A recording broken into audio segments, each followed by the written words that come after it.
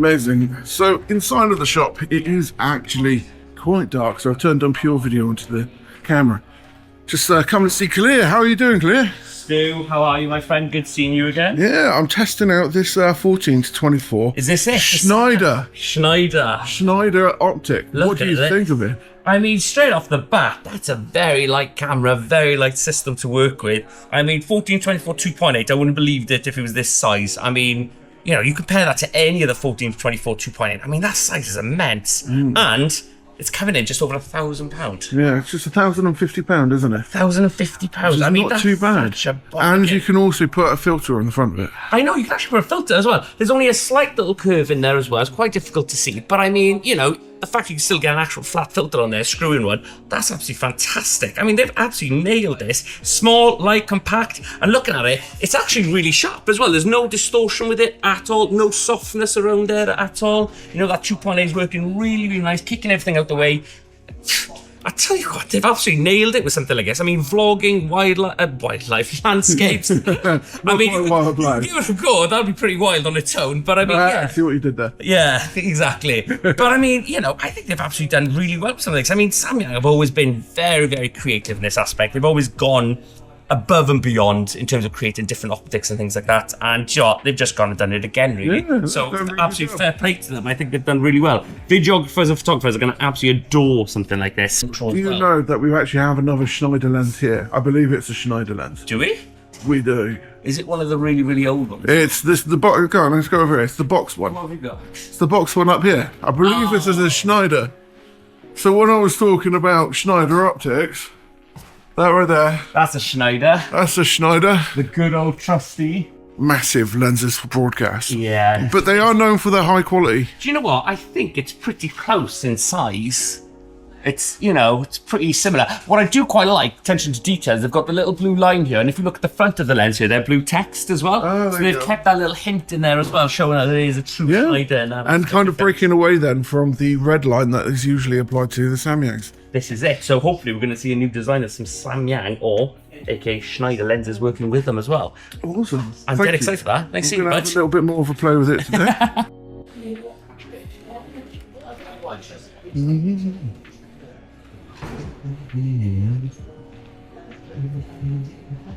We've already talked about this particular lens on the channel. I first had to go with this lens at TPS this year, and it's from Samyang in particular, and that is the 14 to 24 lens. That is also a collaboration with Schneider. Now, Schneider is a kind of old optic television company, and you don't really hear too much of them because they pretty much focus predominantly on broadcast.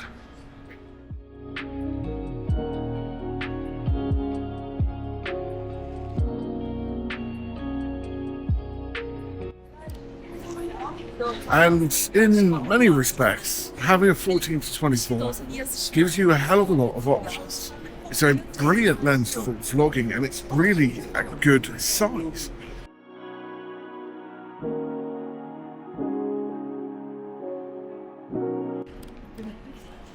Now, although 14 to 24 doesn't sound like a massive focal range, you got to bear in mind that most kind of mid-range zooms are around about a 24-70. So this gives you the wider end, and opposed to something like a 16 to 35, this is actually a hell of a lot smaller. Usually with these kind of like super wide angle zoom lenses, the optic does actually stick in front of the lens and actually makes it really hard for you to be able to put things like filters on. However, they've actually engineered it in such a way for you to be able to put filters on it quite simply and quite easily, which is really nice. And I will admit, even at TPS, I was actually really impressed with what they've done here. They've kind of reinvigorated a brand which I feel has been quiet for a long time, and the thing that I found most surprising about it is that it just kind of makes sense. Samyang, I feel like, get not a bad name, but they kind of get looked over a lot in this current market because they are lenses that are ultimately, well, they're not particularly excited. They are great lenses overall, but they are cheaper and they're a little bit more of a budget option. Now, Samyang have created a number of lenses over the years that are absolutely excellent. They can do a lot with them. But with this, you can do a hell of a lot more. Today I'm filming the majority of the sort of like BTS and general concept with the Insta360 X5, and with the last video I did it with the Pocket 3. I enjoyed shooting with that. It's an excellent camera for doing general content, and this camera and that camera share very similar sort of ethos to creating. So these shots will also be in a sort of comparison video as well to see what we're doing. Fear not though, I do actually use the lens to film the end segment, which is where I actually talk about the quality of the lens for both photo and discuss my actual conclusions. Make sure you stay around for that, and let's get back to what I'm testing out here, and that is if it is focus breathing. So both on the 24mm end and on the 11mm end, it does slightly focus breathe. However, it's not massively noticeable in general, unless you have like a light in the background where it just blooms kind of like out of control. Like I said, a little bit of focus breathing here, not massive amount, but you know, there's not there. This is what the lens looks like when it's vlogging. This is at the 14mm focal length, giving you a nice wide looking perspective. Of course, this is just shooting handheld, not with a tripod. It's kind of what you're expecting. And then this is the 24mm end of the Schneider optic, and what you're expecting to get out of it. The real question I'm really thinking about when using this lens is this Samyang's kind of idea of an art series, which I'd be really fascinated if they continue doing so. Of course, the art series for Sigma ended up creating basically what they are today and completely kind of revitalizing the brand. So is that what we're seeing here from Sigma? Something I noticed, and hopefully I'll be able to get shots of it, is the box that the lens actually came in. It's completely different from what I've seen from Samyang before, and it's got that sort of like high quality unboxing experience, which I wasn't really expecting from a manufacturer like them, but it was pretty cool. Today what I'm doing is shooting this review on the Sony A1 for the most part, and then, you know, just seeing general experience if it's worked out well. Wide angles work really well for landscapes and architecture, but also vlogging. I think showing off the video capabilities of this lens is also super important.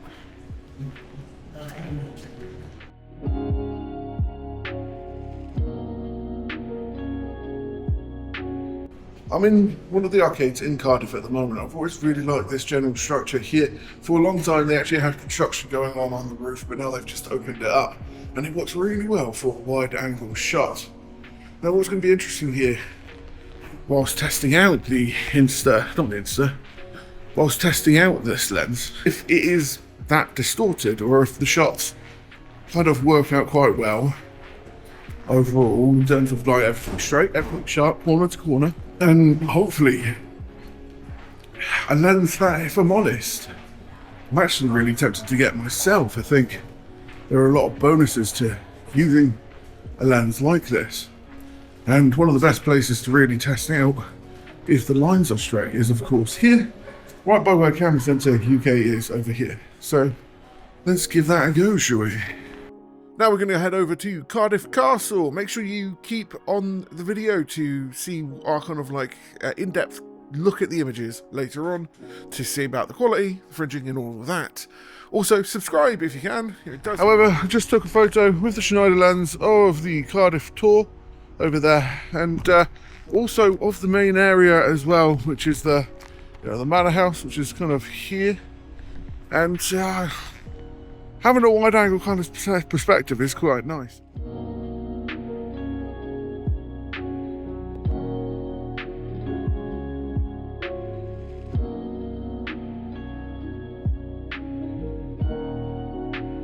My arch nemesis again, stairs. Worth it for the video. Worth it for the video.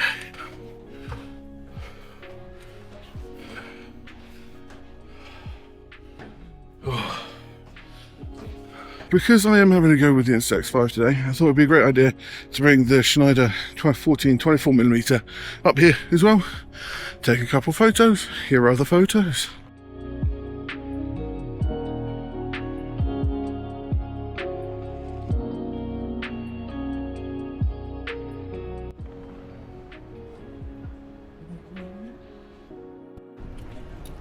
Oh, we're coming out just from the back of St. David's now. I'm not allowed to take photos in St. David's, which is a little bit annoying. But there's some nice scenes in and around this area to capture. Got to take the cap off. Building in Cardiff that I do quite like. It's got a little bit of a history. The architect didn't like the Freemasons. So what he decided to do is build a building that literally stares at the Freemason building across the road over there. Unfortunately, we've now got Admiral in the way of where it was originally staring. But of course, it's the cinema. And it looks like a giant skeleton.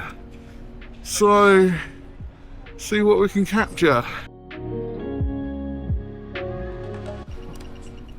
Yeah, it's just a pretty cool building, to be honest with you.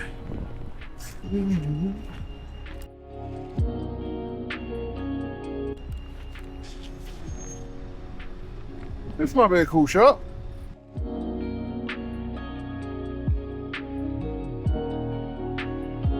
We are now back in the office and going to talk a little bit about the quality of the lens and what I really thought of it after the fact of actually going out and shooting with it. So of course, like I was saying, this is a collaboration between Schneider and Samyang. The box experience, I've got to say, is entirely different from what I've had from other Samyang lenses in the past, and it was actually a really great experience overall. The lens is nice and light whilst also being fairly efficient and great with autofocus in general. I mean, if I move closer, you see it's in focus. As I move backward, it's also in focus. But the other side of it is, because it's a wide angle lens, the autofocus is not necessarily something which is always going to come up for day-to-day general shooting. This right here is the 24mm end of the lens, and then this right here is the 14mm end of the lens. And as you can see, you have such a lot of real estate here that you can really pretty much do anything you really want to with it. What I noticed when using it for taking photographs of general buildings and architecture is it fit everything and had a really great kind of characteristic behind it. The other side to it, it's also relatively straight lines here and here. There's not really much distortion on the general shots themselves, and we're going to go back into that in a little bit anyway. With this video, I had shot majority on it on the X5 because I really wanted to just experience the lens first and talk about my general opinions and general thoughts on it as I was walking about and talking and just really forgetting about the camera that's looking at me and doing that. If that's something that you really enjoyed, I'd really like to hear a comment in down below, and you know, maybe you do something a little bit more with the X5 in the future. I mean, it is currently on loan, but it's a camera that I am actually very interested in for being able to create interesting videos about camera tech. So please do let me know in down below. But let's go ahead and check out some of the photos, shall we? With this being a wide angle lens, doing a lot of photography with it is quite hard, especially when it comes to street photography. You kind of end up pushing yourself more into sort of like the architecture kind of realm to just general taking photos. But first things first, I think the main thing you can probably ask yourself is, are the corners straight? And you've seen the photo already, but we're going to come back to it now. And this is a photo on the wide end, just shot down the arcade.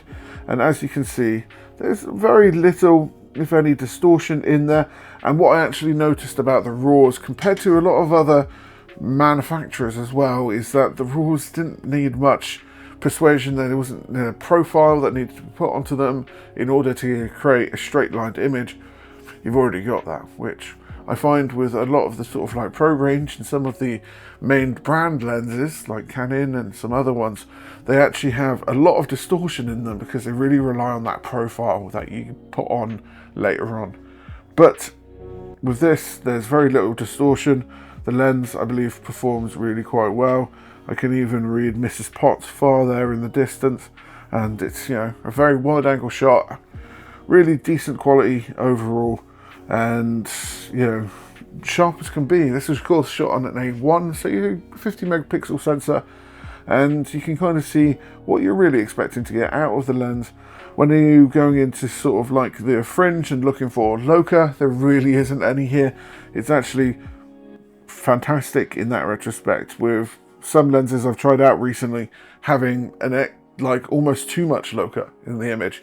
Again, completely different price point than this one, but you know, I think it renders the image really well. There's a little bit of halation here and there, but not anything to really scream home about, and nothing you would actually notice in the general image. In my humble opinion, I believe it actually handles that kind of stuff really quite well.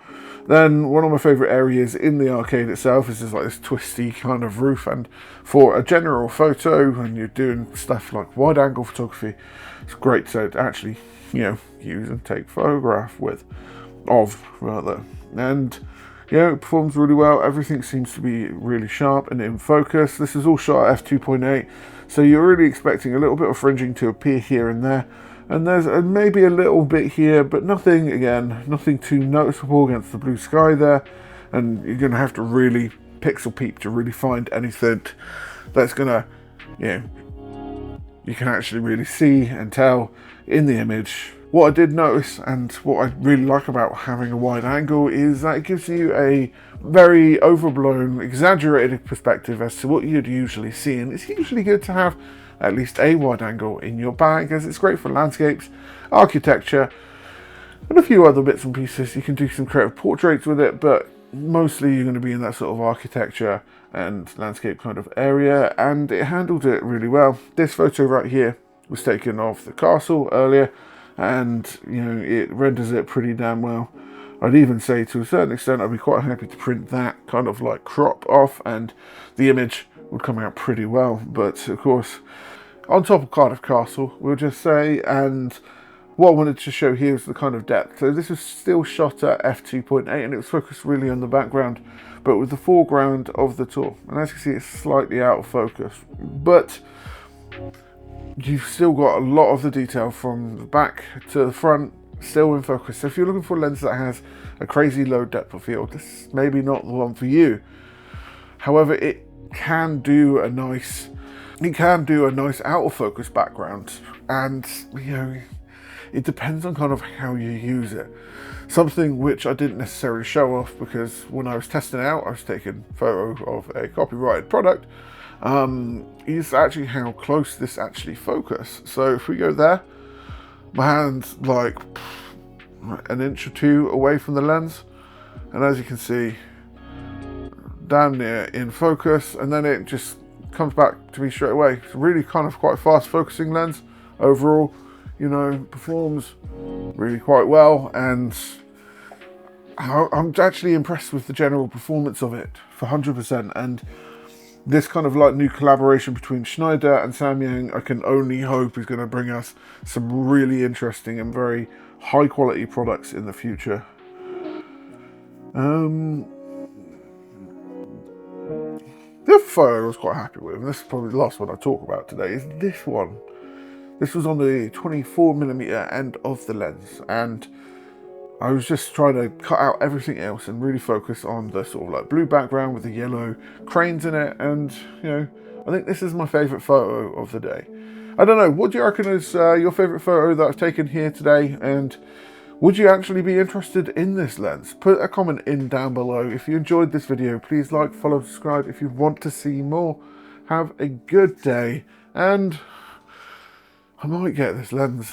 It's just quite cool, isn't it? It's like zoom.